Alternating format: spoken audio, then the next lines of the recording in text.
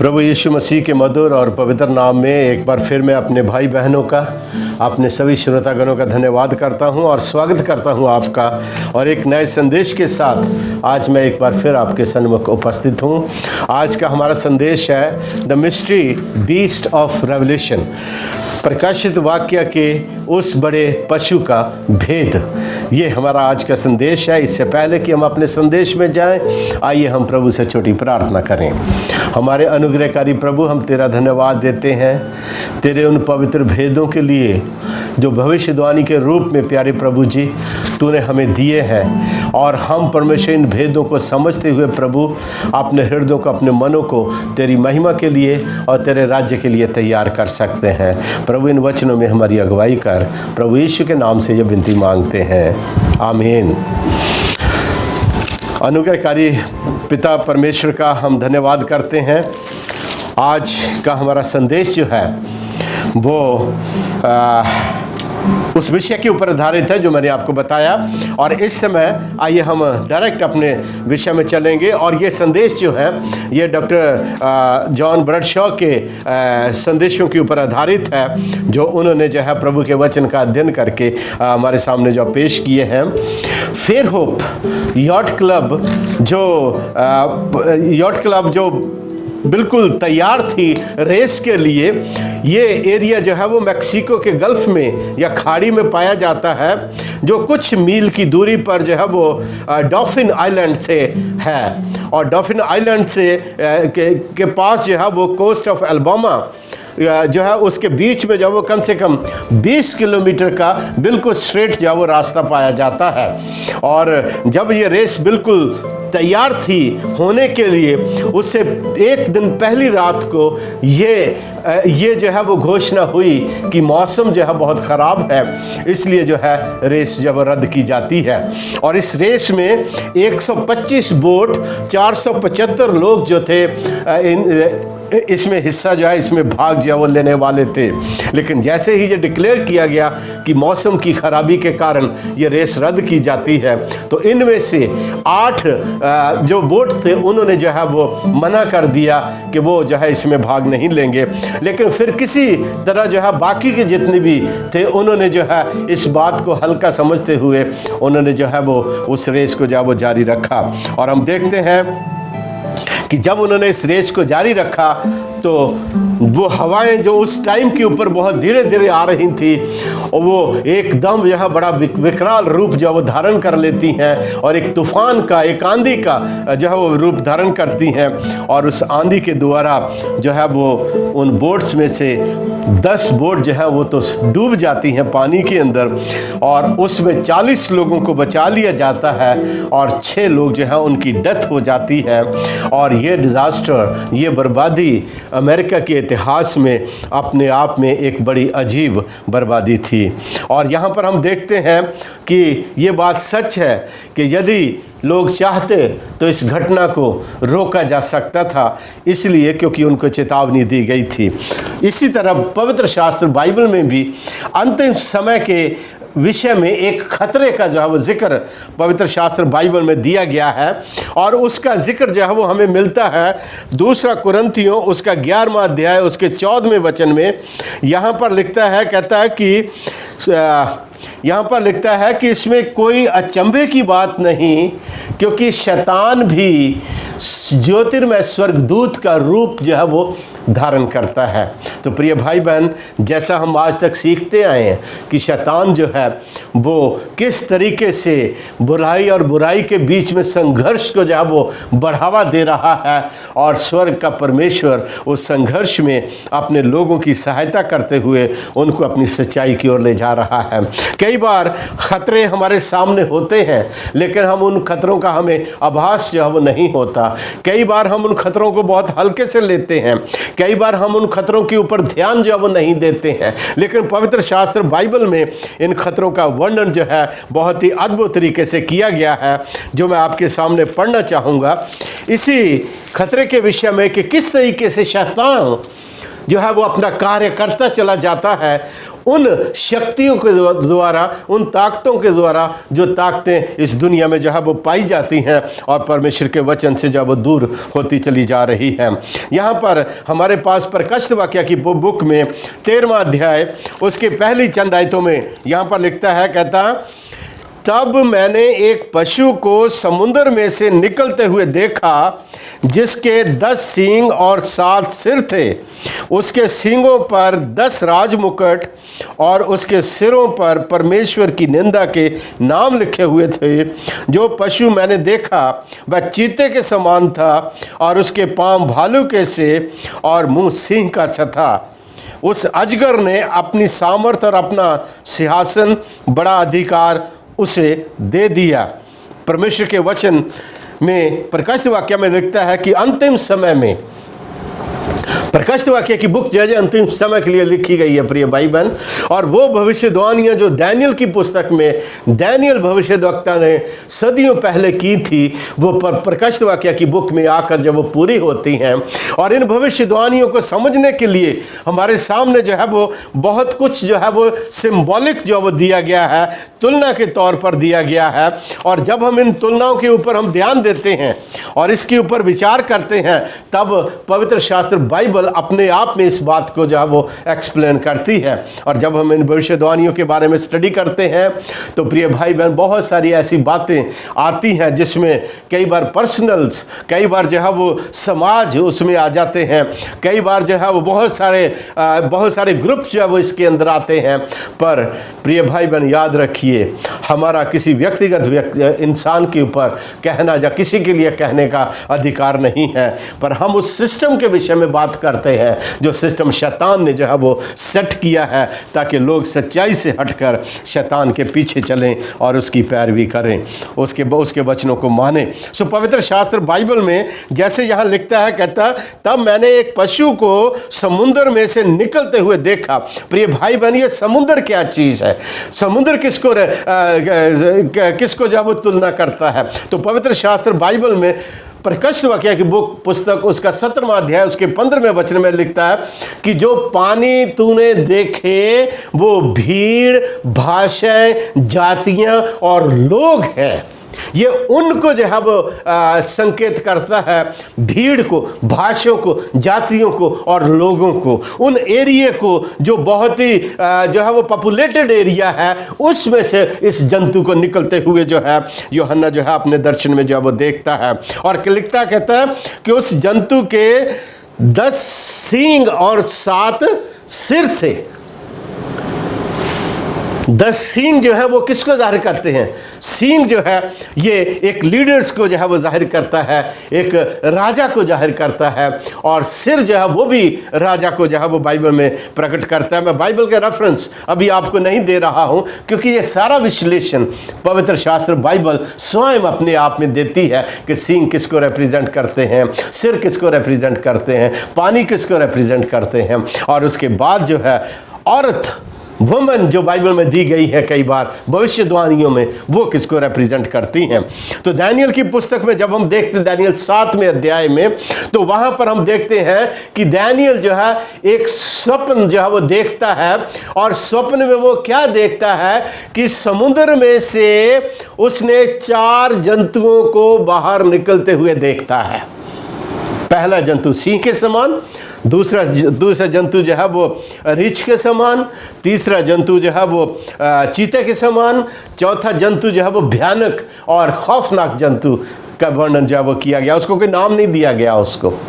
और ये जंतु जो है दानियल की पुस्तक 7 अध्याय उसके 17वें वचन में लिखता है कि ये जंतु जो हैं, ये बीस्ट या पशु जो लिखे गए हैं पवित्र शास्त्र बाइबल में, ये उन 4 राज्यों को जो है वो प्रकट करते हैं जो इस पृथ्वी पर आने वाले समय में होने वाले थे। ये पवित्र शास्त्र बाइबल की उस सत्यता को प्रमाणित करता प्रिय भाई बहन कि हर भविष्यवाणी का वचन जो है पवित्र शास्त्र बाइबल में वो सच्चा है।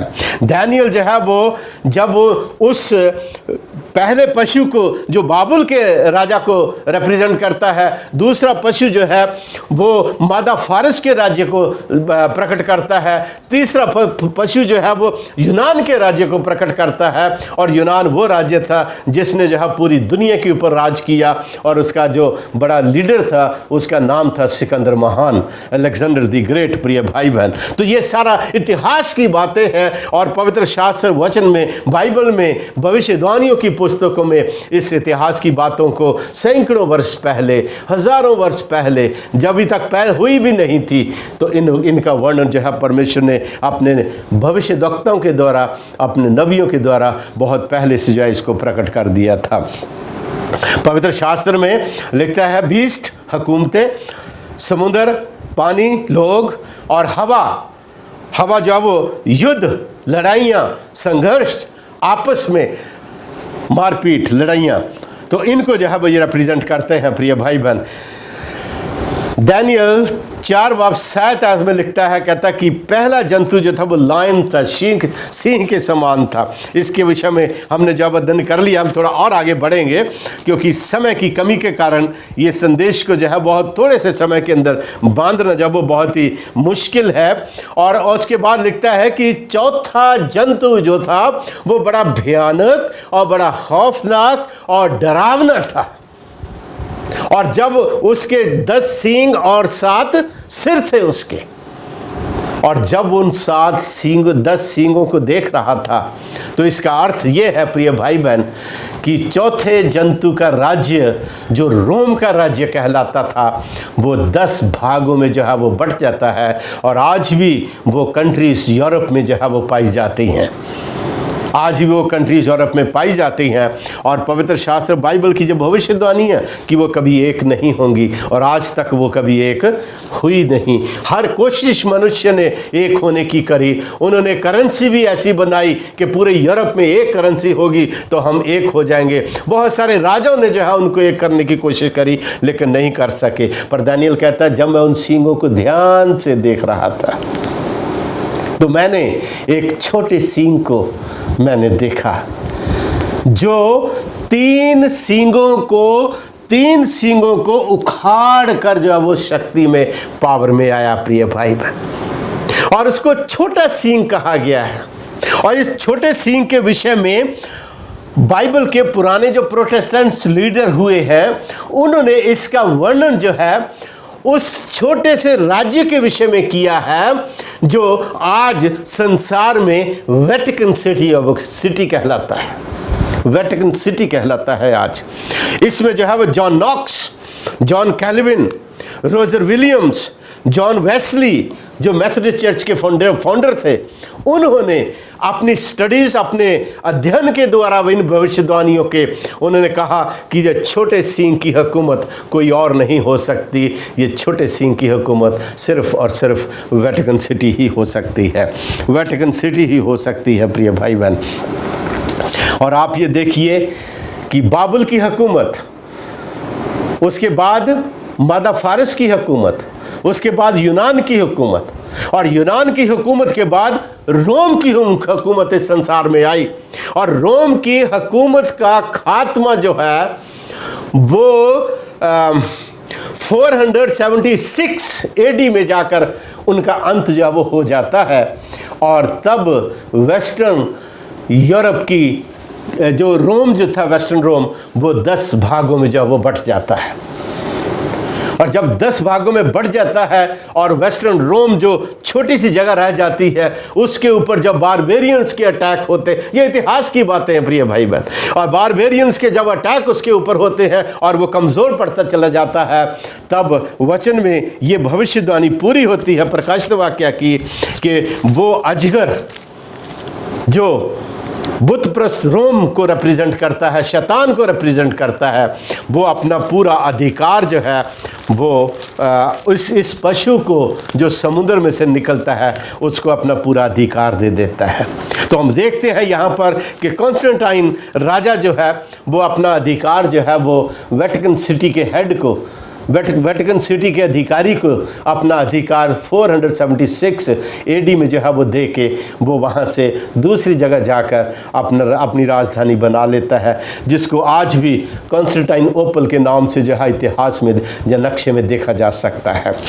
और 476 के बाद ये पावर जो है वो ये हुकूमत जो है ये पावर में आती है और 538 एडी में इसकी सामर्थ्य बहुत ज़्यादा बढ़ती चली जाती है। और जब इसकी ताकत बढ़ती चली जाती है तो बाइबल में लिखता है, कहता कि इसको जो है 1260 बरस तक राज्य करने का इसको अधिकार जो वो दिया गया है, इसको अधिकार दिया गया है। यदि हम देखें यहाँ पर प्रकाशित वाक्य की पुस्तक में तो यहाँ पर बहुत अच्छे से जो है वो लिखा है, कहता है कि उसको 42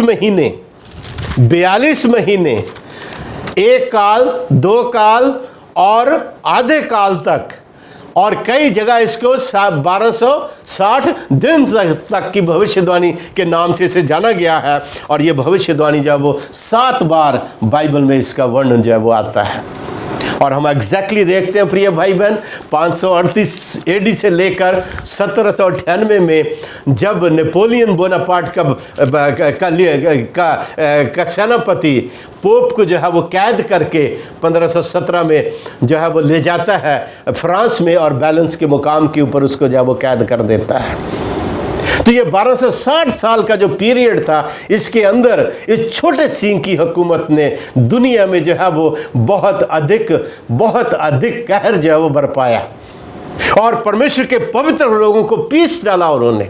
आज भी जब आप सेंट पीटर कैथेड्रल में जाते हैं तो वहाँ पर आप बहुत सारी ऐसी मूर्तियाँ देखेंगे जहाँ पर आपको देखने को मिलेगा कि किस तरीके से प्रोटेस्टेंट लीडर्स को पैरों के नीचे जो है वो जसूट से वो रौंद रहे हैं। I am so sorry friends, मैं आपकी भावनाओं को हर्ट नहीं करना चाहता, बट ये सच्चाई है, भविष्यवाणियों की सच्चाई है, इतिहास की सच्चाई है। इससे हम मुंह नहीं मोड़ सकते और इससे हम अपने आप को जो है वो अलग नहीं कर सकते हैं। इसलिए इसने 1260 बरस तक प्रिय भाई बहन परमेश्वर के चर्च को तहस नहस कर दिया। आज अमेरिका जो कंट्री इतनी बड़ी पाई जाती है, ये कंट्री उसी 1260 साल की सत्ताहट का परिणाम आज जो है वो हमको मिलता है। 1620 में जब इंग्लैंड और स्कॉटलैंड में जब इस राज्य का, इस हुकूमत की बड़ी जबरदस्त सत्ताहट जो चली जा रही थी, तब जो है वो इन कंट्री से लोग जो है चलकर आकर अमेरिका जो कभी वीरान और सुनसान जगह था वहाँ आकर ये बसते हैं और बसने के बाद वहाँ एक नई स्टेट बनाते हैं जिसका नाम आज भी न्यू इंग्लैंड के नाम से पाया जाता है। ये सच्चाई है प्रिय भाई बहन, ये इतिहास की सच्चाई है, इसको कोई टाल नहीं सकता। वही छोटे सिंह की हुकूमत अंतिम समय में भी बहुत भयंकर तरीके से प्रिय भाई बहन अपनी पावर में आने वाली है। और उनके लिए प्रकाशित वाक्य उसका जो है वो 14वां अध्याय उसके 9वें और 10वें वचन में लिखता है, कहता है फिर इनके बाद एक और तीसरा स्वर्गदूत बड़े शब्द से ये कहता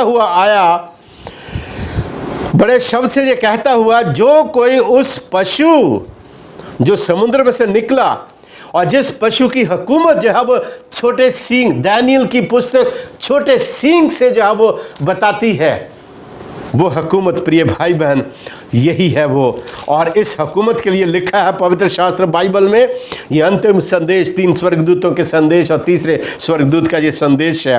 वो कहता है फिर इसके बाद एक और तीसरा स्वर्गदूत बड़े शब्द से ये कहता हुआ आया, जो कि उस पशु और उसकी मूर्ति की पूजा करे और अपने माथे या अपने हाथ पर उसकी छाप ले, वह परमेश्वर के प्रकोप की निरी मदिरा जो उसके क्रोध के कटोरे में डाली गई है पिएगा, और पवित्र स्वर्गदूतों के सामने और मेमने के सामने आग और गंधक की पीड़ा में पड़ेगा।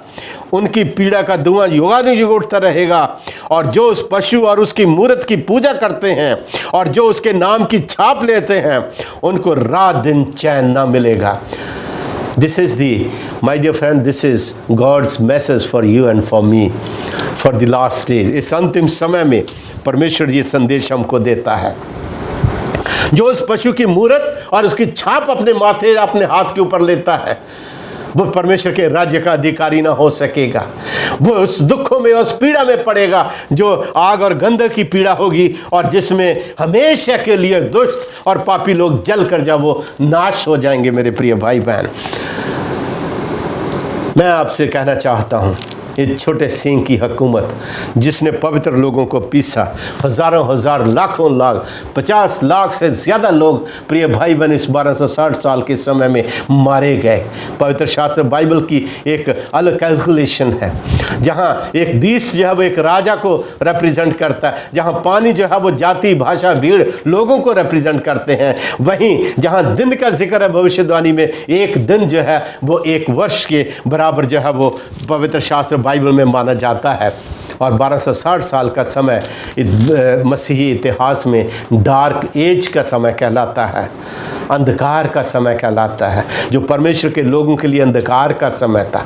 और प्रकाशित वाक्य उसके 12वें अध्याय में लिखता है, कहता है कि इस समय के दौरान परमेश्वर की कलीसिया, प्रभु की मंडली प्रिय भाई बहन जंगलों में, पहाड़ों में, गुफाओं में छिपी हुई थी, और उनके पीछे मेफ्लावर जहाज भेजे जाते थे, उनके पीछे सेनाओं की बड़ी बड़ी टुकड़ियां भेजी जाती थी, ताकि उनको वहीं पर मार डाला जाए, जो परमेश्वर के वचन को, उसकी आज्ञाओं को मानते और प्रभु यीशु मसीह के ऊपर विश्वास या वो रखते हैं। 14वां अध्याय उसके 12वें वचन में लिखता है, जहाँ कहता पवित्र लोगों का धीरज इसी में है, जो परमेश्वर की आज्ञाओं को मानते और यीशु मसीह के ऊपर विश्वास रखते हैं।